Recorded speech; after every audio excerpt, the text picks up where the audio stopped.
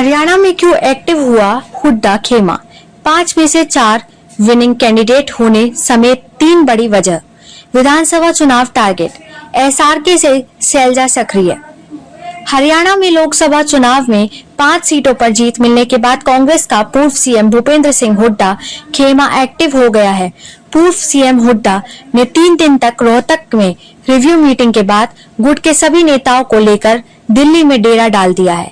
उनके साथ प्रदेश अध्यक्ष चौधरी उदय भान भी हैं। वह दिल्ली में केंद्रीय नेताओं से मिलकर हरियाणा का फीडबैक दे रहे हैं, साथ ही आने वाले विधानसभा चुनाव की प्लानिंग भी कर रहे हैं।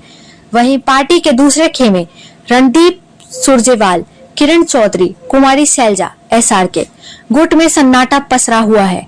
सिरसा से कुमारी शैलजा बड़े मार्जिन से जीतकर सांसद बनी है, इसलिए अभी सिर्फ वह ही एक्टिव है।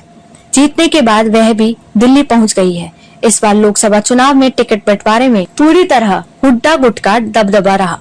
जीते 5 कैंडिडेट में से 4 हुड्डा गुट के हैं। अब हुड्डा गुट पार्टी हाईकमान को ये दर्शाने में लगा हुआ है कि टिकट का बंटवारा सही हुआ है। इसी वजह से 0 से 5 पर पहुंचे। अब ये संभावना जताई जा रही है कि विधानसभा चुनाव में भी टिकट बंटवारे में हुड्डा गुट का पूरा दबदबा रहेगा। हुड्डा कैंप के एक्टिव होने की दूसरी बड़ी वजह यह है कि इस चुनाव में हरियाणा में कांग्रेस पार्टी के वोट शेयर में 18% की बढ़ोतरी हुई है।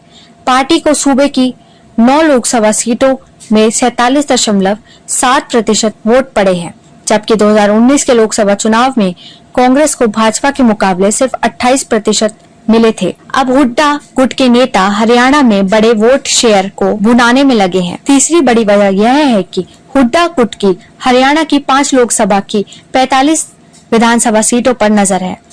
हिसार, सिरसा, रोहतक, सोनीपत और अंबाला में ज्यादातर सीटों पर वोटों में बढ़ोतरी दर्ज हुई है। कुछ सीटें ऐसी भी हैं जहां कांग्रेस को भाजपा से भी अच्छे वोट पड़े हैं। हुड्डा के विपरीत चलने वाला एसआरके गुट सन्नाटे में है। इसकी वजह यह है कि इस गुट के नेताओं को इस लोकसभा चुनाव में कुछ खास नहीं मिल पाया। किरण चौधरी भिवानी महेंद्रगढ़ लोकसभा सीट पर अपनी बेटी के लिए टिकट मांग रही थी, लेकिन हाईकमान ने टिकट काटकर कांग्रेस विधायक राव दान सिंह को दे दी। इसके बाद उन पर चुनाव में दान सिंह के खिलाफ प्रचार करने के भी आरोप लगे हैं। दिल्ली में हुड्डा गुट इसको खूब भुना रहा है। हालांकि अभी इस मामले में हाईकमान की ओर से कोई प्रतिक्रिया नहीं दी गई है।